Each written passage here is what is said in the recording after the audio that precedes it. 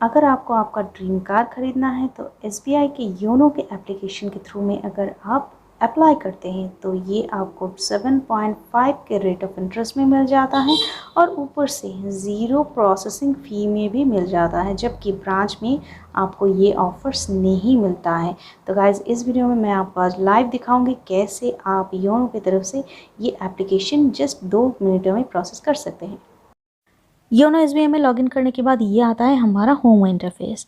यहाँ पर एकदम लेफ्ट हैंड साइड में 3 डॉट्स में लोन्स का सेक्शन है, जहाँ पर कार लोन्स आपको शो हो रहा है।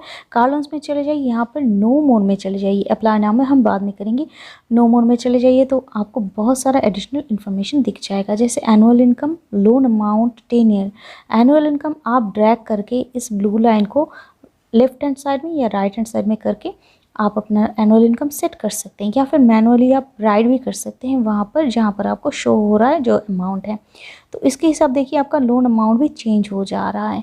ओके, तो आपको चूज़ करना होगा कि कितना लोन अमाउंट आपको लेना है, या फिर आप एनुअल इनकम के हिसाब से लोन अमाउंट आपका कितना हो सकता है। फिर 10 ईयर में अगर आप अप एंड डाउन करेंगे तो देखिए 10 ईयर के हिसाब से भी आपका ईएमआई घट जा रहा है या फिर बढ़ जा रहा है, लेकिन आपका जो इंटरेस्ट रेट है वो 7.5 ही रहेगा, क्योंकि योनो की तरफ से अप्लाई करने में आपको 7.5 ही इंटरेस्ट रेट रहेगा। लेकिन अगर आपका सिविल स्कोर ख़राब है तो बैंक में जाकर ये जो रेट ऑफ इंटरेस्ट है आपका कुछ ज़्यादा या कम हो सकता है, कम नहीं हो सकता है, ज़्यादा हो सकता है। इसके बाद हम चले आएंगे, देखिए ऊपर में जो आपको 3 ऑप्शन मिल रहा है, ईएमआई कैलकुलेटर, इंश्योरेंस और eligibility.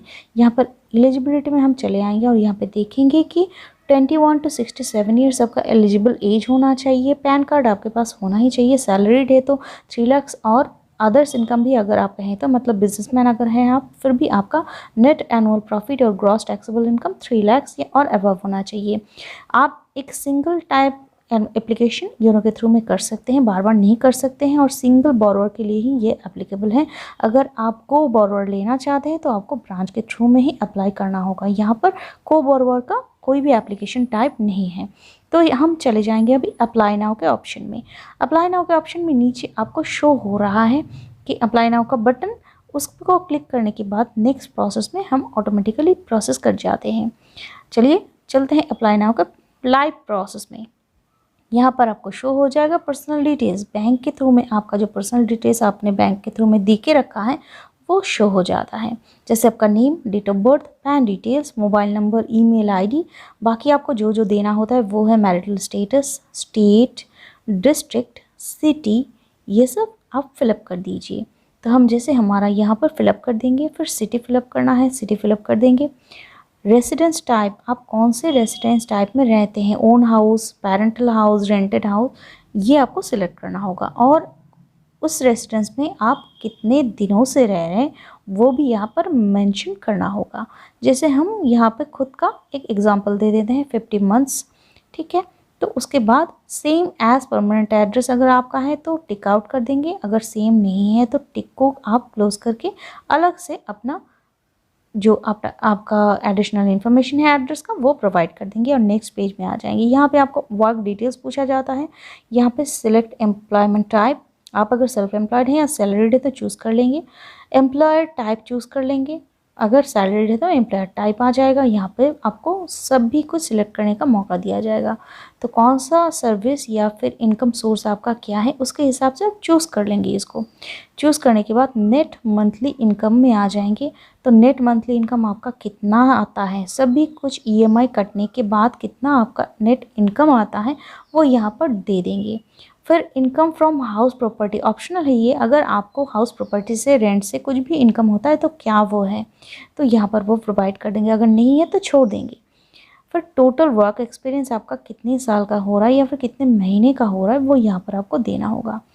Time in current job, आप जो जॉब अभी कर रहे हैं उसमें आप कितने दिनों से हैं वो भी यहाँ पर डाल देंगे, और ऑफिस एड्रेस, ऑफिस नेम वगैरह सब कुछ यहाँ पर डाल देंगे।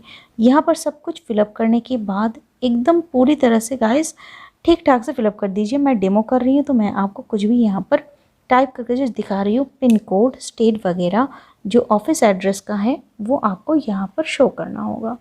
शो करने के बाद अभी आपको सबमिट बटन नीचे दिख जाएगा, सबमिट बटन में आप क्लिक कर लीजिएगा और क्लिक करने के बाद नेक्स्ट पेज में आप आ जाएंगे। ओके, यहाँ पे देखिए एग्जिस्टिंग ईएमआई एक ऑप्शन आपको शो हो रहा है। एग्जिस्टिंग ईएमआई मतलब कि आपका अगर कोई लोन चल रहा है तो उसका ईएमआई आप कितना दे रहे हैं वो आपको लिखना होगा। अगर कुछ भी आपका ईएमआई नहीं चल रहा है तो उसको ब्लैंक छोड़ देंगे आप। फिर कैलकुलेट योर ईएमआई, यहाँ पर आप कैलकुलेट कर लेंगे क्योंकि आप पहले ही अपना जो ईएमआई आप मतलब आपको कितना अमाउंट चाहिए लोन का वो देने से ही देखिए कैलकुलेशन आपका ऑटोमेटिकली आ जाता है। फिर कैलकुलेट कर सकते हैं बेस्ट अवेलेबल इंटरेस्ट आप यहाँ पर चूज़ कर सकते हैं। ईएमआई राउंड अप और नेक्स्ट रुपी ये भी आपको शो हो जाता है। इसको करने के बाद आपको फिर नेक्स्ट पेज में चले जाना होता है। इसको ड्रैग करते हुए खुद आप टेनियर अमाउंट अपने हिसाब से ठीक ठाक से सेट कर लीजिएगा। चलिए फिर चलते हैं नेक्स्ट पेज में। नेक्स्ट पेज में हमें मिल जाएगा car details, select state, city, district. आप यहाँ से सिलेक्ट कर लेंगे किस स्टेट से आप लेना चाहते हैं या फिर बिलोंग करते हैं। सिटी जैसे हम यहाँ पे दे देंगे। फिर मॉडल टाइप यहाँ पे आपको चूज़ करना होगा। फिर ईयर चूज़ करना होगा। ओके, फिर वेरिएंट वगैरह चूज़ करना होगा। फिर एक्स शोरूम प्राइस आपका क्या हो रहा है, मतलब एक्सक्लूडिंग आपका इंश्योरेंस एंड रोड टैक्स, ये सब छोड़ के एक्सक्लूडिंग प्राइस डीलर प्राइस आपको क्या मिल रहा है वो यहाँ पर आपको देना होगा।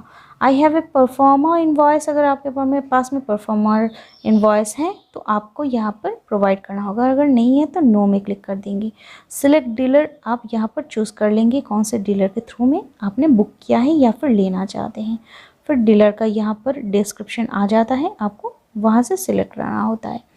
यहाँ पर कुछ टाइम आपको लिया जाता है क्योंकि आपका सिविल स्कोर वगैरह चेक करने के बाद ये प्रोसेस रेडी हो जाता है, तो इसको थोड़ा सा टाइम आप देंगे, लेकिन यहाँ पर कुछ भी रिवर्ट बैक नहीं कीजिएगा तो ये प्रोसेस ख़राब हो जाएगा। फिर यहाँ पर आपको देना होगा, देखिए ये 13 मिनट्स मतलब कि 30 मिनट्स का एक टाइम आपको यहाँ पर देना ही होगा। इसके बाद ये एप्लीकेशन इन प्रोसेस शो हो जाएगा और व्यू स्टेटस आपको शो कर देगा। ऐसे आप खुद ब्रांच सेट कर पाते हैं या फिर लोकेशन के हिसाब से भी आप चूज़ कर पाते हैं। बाय लोकेशन अगर आप चूज़ करना चाहते हैं तो यहाँ पर आपको ऑप्शन मिल जाता है कौन सा स्टेट, कौन सा डिस्ट्रिक्ट और कौन से सिटी से आप ये लोन लेना चाहते हैं, तो ये ऑटोमेटिकली वहाँ से ही आप ले पाएंगे। होम ब्रांच से अगर आप लेना चाहते हैं तो होम ब्रांच को आप सिलेक्ट कर सकते हैं। हम यहाँ से सिलेक्ट कर ले हैं कि जहाँ पर हम पोस्टिंग में रहते हैं वहाँ से अगर हम लेना चाहते हैं तो ऐसे टाइप से हमें सिलेक्ट करना होगा। फिर ओके का जो बटन है उसको ओके देने के बाद ये आपका ऑटोमेटिकली देखिए जहाँ पे ब्रांच है आपके लोकेशन के हिसाब से वो आपको शो हो जाएगा, उसके हिसाब से आपको कंफर्म करना होगा। कंफर्म कर लीजिए और नेक्स्ट पेज में चले आइए। नेक्स्ट पेज में गाइस ये सब प्रोसेस कंप्लीट होने के बाद ही जब भी आप कंफर्म बटन को क्लिक कर देते हैं आपके पास में एक रेफरेंस आईडी जनरेट होके आ जाता है और उसके साथ में आपका 10 ईयर आपका जो वैल्यू है सब कुछ यहाँ पर शो हो जाता है। तो इस रेफरेंस आईडी के साथ डॉक्यूमेंट्स के साथ आपको अभी ब्रांच में प्रोसीड करना होता है। इस जो ये एप्लीकेशन है इसका वैलिडिटी 15 डेज़ ही रहता है, तो विद इन दैट पीरियड ही आपको जाना होगा और जाके ये प्रोसेस करना होगा और सेम डे या फिर 2 दिन में ही आपका कार लोन डिसबर्स होकर डीलर को पास भी चला जाता है। तो आपका कार जो है वो 1 या 2 दिन में आपको मिल जाता है। तो गाइस अगर आप योनो के थ्रू में ये प्रोसेस करते हैं तो सिंपली आप एकदम पूरी तरह से ऐसे लाइव प्रोसेस को अगर आप फॉलो भी करते हैं तो कुछ गलती के बिना ही आपको जस्ट 1 या 2 दिन में आपका कार मिल